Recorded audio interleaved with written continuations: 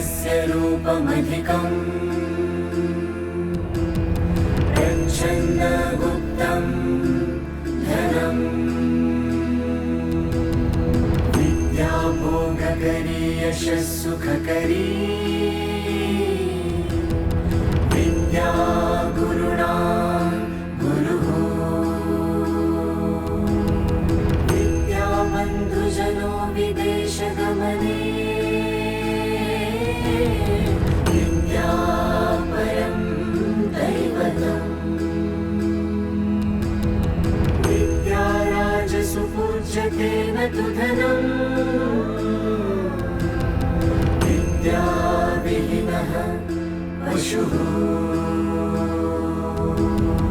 विद्या प्रशस्यते लोकैः विद्या सर्वत्र गौरवा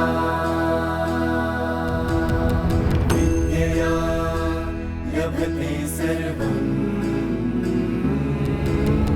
विद्वान् सर्वत्र पूज्यते ज्ञानेन सदृशं पवित्रमिह विद्यते न हि ज्ञानेन सदृशं पवित्रमिह विद्यते न हि ज्ञानेन सदृशं पवित्रमिह विद्यते।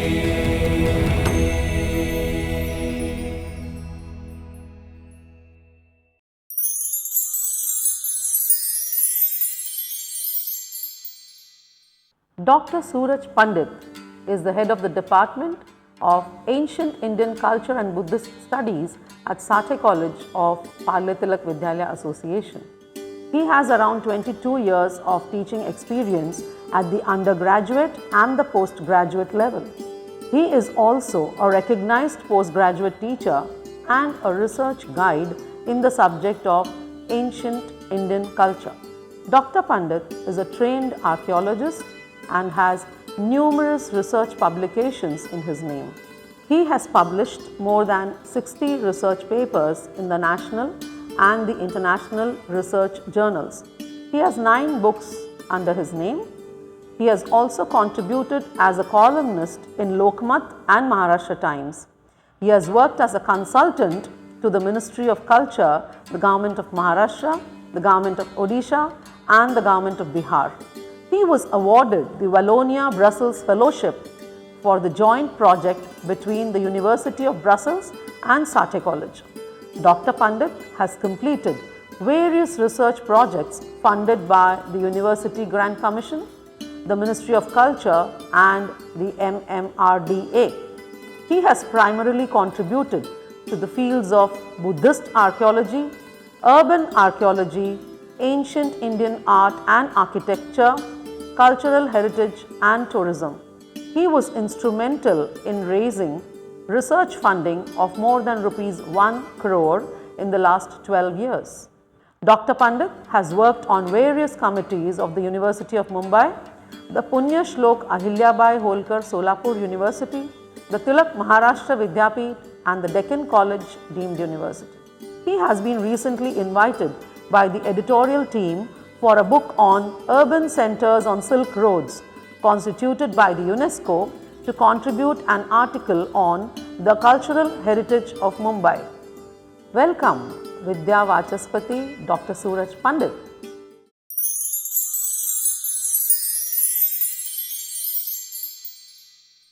Good morning. My name is Suraj Pandit. I'm presently working at Sathaye College as head of the department, Ancient Indian Culture and Buddhist Studies. My research topic which I had chosen was religious development of Buddhism as understood through the art and architecture of Kanheri caves. I submitted my thesis to University of Mumbai in 2004 under the able guidance of Professor Dr. A.P. Zamkhedkar. I am thankful to our management, Parle Vidyalaya Association, for giving me this opportunity to share my research with all of you. Kanheri is one of the Buddhist monastic settlements in Mumbai city. It has more than around 129 caves located at one place. So this makes Kanheri as one of the largest Buddhist rock cut monastic settlements in South Asia. This was functioning for more than 1600 years, and this is the only monastery which we know which has functioned for this long period. This monastic settlement being the part of Mumbai metropolitan city, I made an attempt to understand how this has developed as a monastic settlement, as an educational center, and also a religious center. Obviously, I was not the first one who have studied this site as my research topic. There were scholars like Dr. Buzman, who submitted his thesis named Kanheri Caves in 1961. There was another PhD thesis which was published, which was submitted by Dr. Merlin Lees in 1982. So mine was the third thesis on the same site, that was in 2004. In between, there were scholars who have worked on the site. So the first notable work on Kanheri Caves was done in 1882 by two pioneering art historians, Ferguson and Burgess. Then there was extensive work on the early caves dating from 1st century BC to 4th century AD was done by Nagaraju. There was extensive survey of inscriptions from Kanheri, which are more than 100 inscriptions, done by Dr. Shobhana Gokhale in 1991. So on this background, when I decided to work on the site of Kanheri, obviously there was a question which was asked to me that what new you are going to do. Obviously, being a citizen of this metropolitan city since my childhood, I have been visiting Sanjay Gandhi National Park, where the site is located, at numerous times. In the due course, we have come across some of the new discoveries which were unnoticed, which were lying in the Sanjay Gandhi National Park, and those were Buddhist in nature. So just below the foothill of Kanheri in the forest, there are a couple of stupas, that is the Buddhist memorial monolithic monuments which were lying around. There were some sculptural fragments which also have been reported. There was a group of caves, now we refer to it as Mangalakali caves. Those are 7 in numbers, which were discovered in 2001-2002 by the group of scholars led by me. So this was something which made me think about the site, that whatever caves have been documented, whatever caves have been protected by Archaeological Survey of India, that is not the only site which we know as Kanheri Caves. So there is a scope beyond the known site. So for that, we need to extensively survey the forest region around Kanheri. That was one objective, and other objective was basically to understand the available data and reinterpret in the light of new discoveries, new methodologies which have come up in the social sciences. So new questions were asked about the catchment analysis, then the settlement pattern of the caves, and the development of Buddhism. I will be talking about catchment and settlement analysis because these are the technical areas where I have worked extensively with reference to Kanheri.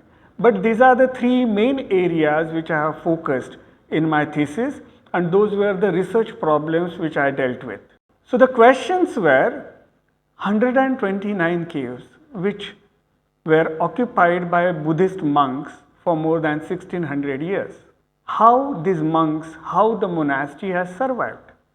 What was the sustained patronage this Buddhist monastic site had for more than 1600 years? I think 1600 years is a huge span.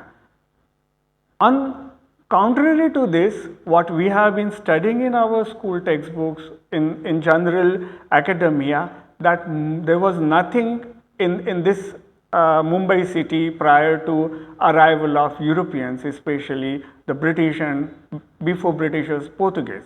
If this is so, who were the patrons of these caves, which survived for 1600 years before arrival of Portuguese? So there must be some people living here, there must be some people producing surplus in their daily occupation. With the help of that surplus, they have supported these monastic settlements. So the questions revolving around the settlement pattern, catchment analysis, and the sustained patronage. When I started my study, I realized that Kanheri falls on an offshoot of Silk Roads. This sounds very interesting because Silk Roads primarily goes from the Central Asia. But one of the offshoots of Silk Roads come down to western coast, and the Silk Road from the Mumbai region gets linked with the sea route, and from the early years of the Common Era or the Christian era, travelers, traders, they have been traveling, navigating through the sea to the Roman Empire and coming back to Indian subcontinent.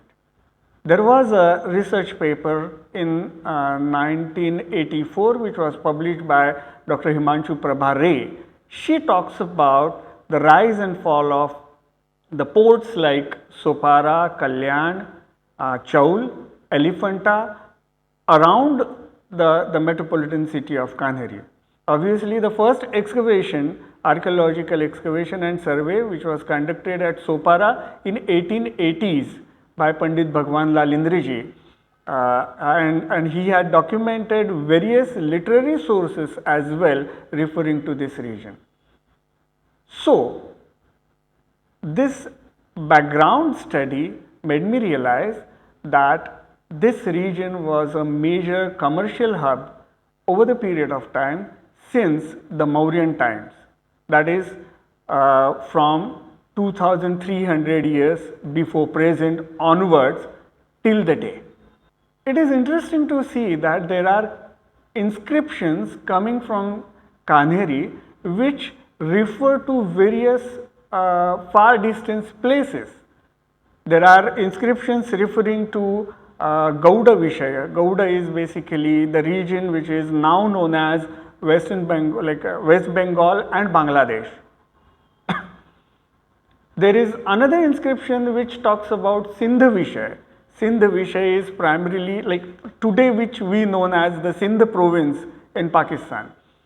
There are art historical evidences, there are some manuscripts which we have found from Nepal which connect Kanheri with all these places which are really far away from Kanheri. Apart from this, there are references to Sathaye, Sopara, Magatne, Kalyan, Chaul, Thane in the inscriptions at Kanheri. So we know that these cities were the primary centers, commercial centers, which were supporting this site, which was a monastic site, which was a non-food producing site, and was surviving on the surplus produced by these cities. Kanheri is to be understood as a nucleus of a religious landscape. So there are various other religious sites which are scattered around Kanheri, which are Buddhist as well as Shaiva in their religious affiliation. So there are Buddhist sites like Jivdani caves or Jivdhan caves, Lonad caves which are near Kalyan, Magatne caves which are on the verge of extinction now in the vicinity of Borivali. Then there was a site called Padan or Padan, which is now no more known to us because it was destroyed while the construction of Western Express Highway near Malad. And then the very popularly known a site called Mahakali, which is even today known as Mahakali across the JVPD road. There are Shaiva sites like Elephanta, Jogeshwari and Mandapeshwar. So these monastic settlements were supported by commercial centers like Sopara, Kalyan, Thane, Elephanta and Chaur. There are certain agricultural lands which are being referred to in inscriptions at Magatne and Safare. So this is the general picture which we have of ancient Mumbai as reflected in epigraphical data, and we know from the archaeological resources, of which Kanheri is a nucleus. Now Kanheri has 4 Buddhist sites in its 4 directions and various Shaiva sites next to those Buddhist sites.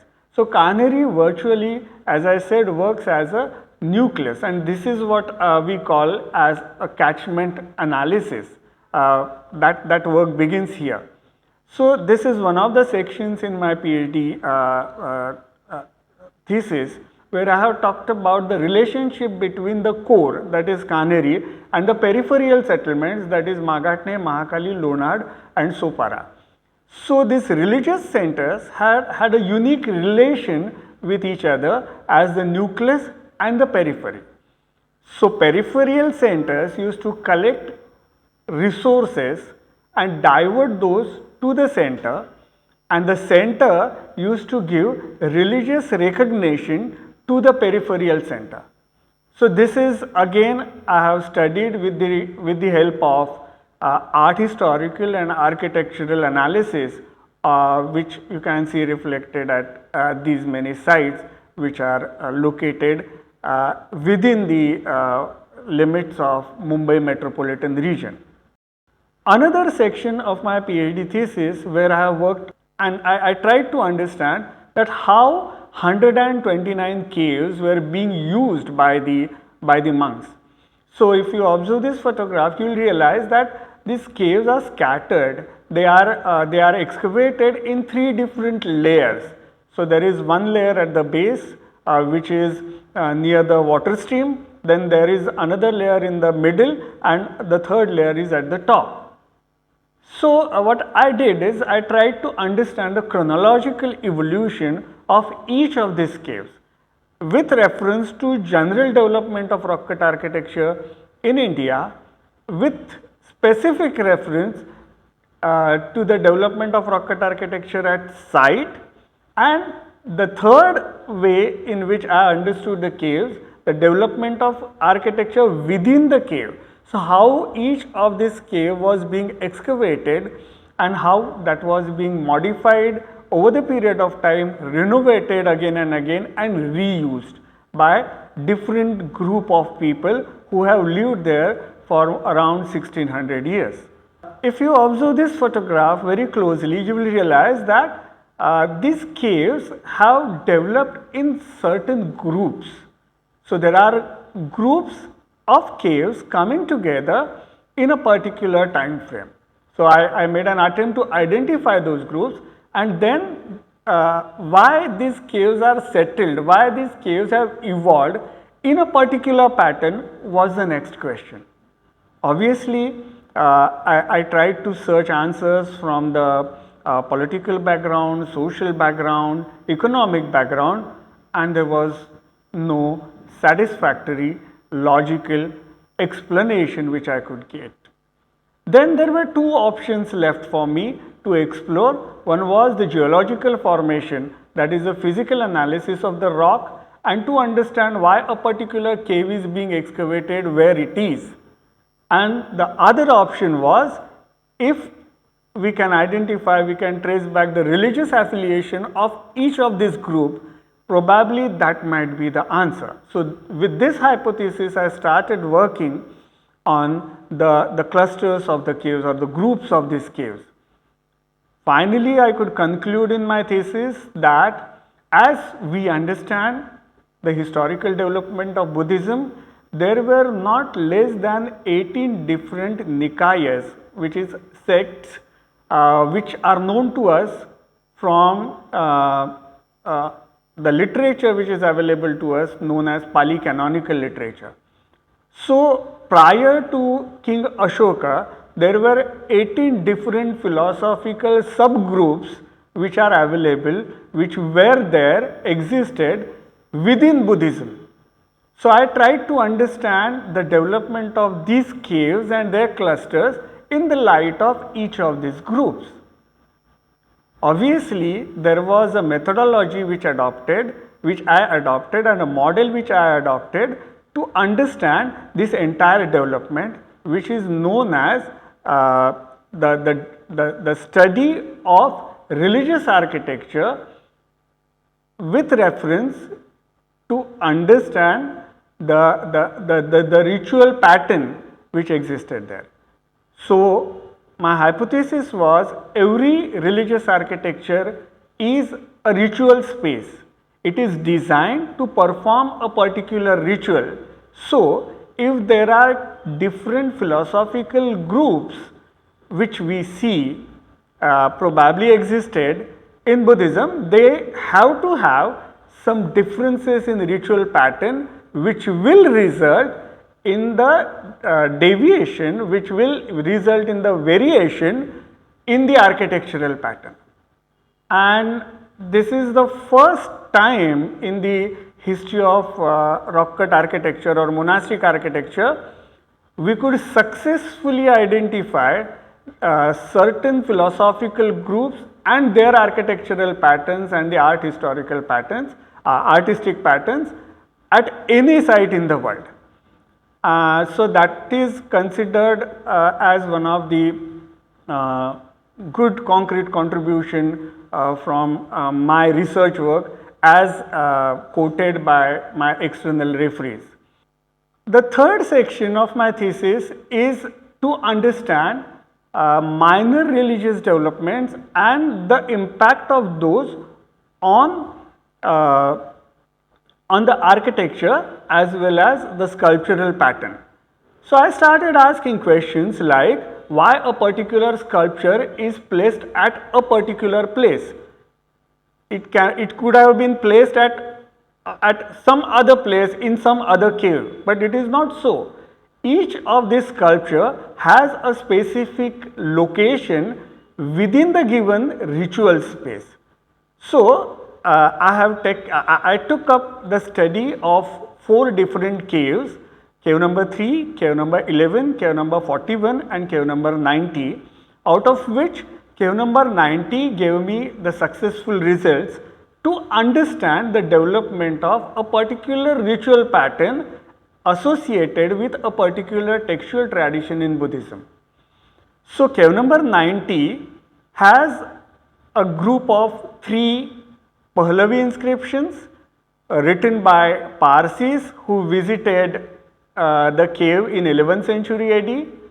Then there are 2 Japanese inscriptions which are engraved by a monk who visited the site in 20th century. And then there are sculptural you can say representations, there are panels which were excavated in 6th century AD. So my question was, why a cave which was created in 6th century AD has these 3 different layers of archaeological material, that is sculptures from 6th century AD, Pahlavi inscriptions from 11th century AD and Japanese inscriptions from 20th century AD. So they have to have some relation with each other. So I used various methods to understand it. Basically I studied the existing religious practices and the monastic settlements functioning across the globe. Like there are temples at Nara in Japan, there are temples in China which I studied, there are a couple of temples in Pan-Himalayan region like Ladakh I have studied to understand the functioning of a particular cave at Kanheri. I realized that it was associated with one particular textual tradition of Saddharma Pundarika Sutra, which is popularly known as the Lotus Sutra, which is even today very popular amongst all the Mahayana Buddhist texts, Buddhist traditions across the globe. This hypothesis was supported by one of the archival documents coming from Japan. So in the Nara monastery there was a diary of a monk which we could find, who visited Kanheri caves in 20th century, and he states that he had engraved these two Japanese inscriptions at site. So his statements, why did he do that? That explanation he has given in his diary. So that corresponds with my hypothesis based on the study of existing tradition and the study of sculptural material which is available to us from the cave. So all these three types of data collecting together, I could work out on the reconstruction of ritual tradition which existed in 6th century AD, that is around 1400 years before present. Apart from that, with reference to cave number 90, I made an attempt to understand the open spaces around the cave. So when we go to any temple, it is not just the shrine which we focus on, but there are various other rituals associated with the temple and the space around temple. So probably the space around these caves also was used by the monks for a particular type of rituals or a particular type of usages. So what we came across in the survey and the documentation, that there are certain open spaces which are demarcated, like there are small platforms with inscriptions, there are some staircases which were engraved, there are some ritual tanks, there are some water tanks, probably were the ritual tanks which are excavated around this cave. So when we study these places and their association with cave number 90 and the textual traditions and the living traditions, we realize that there were certain rituals like processions, then erecting temporary structures for religious purposes to perform certain rituals like pujas and all kinds of abhisheka vidhi and everything. So these places also we could identify around cave number 90. This was a major breakthrough in understanding the development of rock cut monasteries and their usages as the ritual space. One of my teachers, Dr. Professor Shobhana Gokhale, used to say that caves do talk to you, what you need an ear to hear. As Ferguson says in the introduction of his work, Cave Temples of India, every archaeologist should make an attempt to hear the voices from past, because your ancestors are eager to tell you something. This was my doctoral work, but every doctoral work paves foundation of something. Because my guide, Dr. A.P. Zamkhedkar, used to tell me, your PhD is not the end but the beginning. And so there were many questions which still remained unanswered after submission of my thesis. Though my thesis, I could answer some of the questions.